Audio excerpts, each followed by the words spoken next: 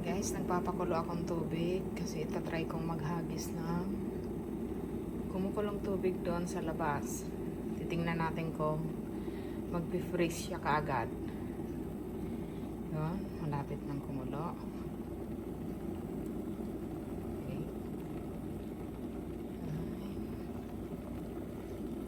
Nakulo na guys, oh. 100. Yun. Kulo na siya guys, oh.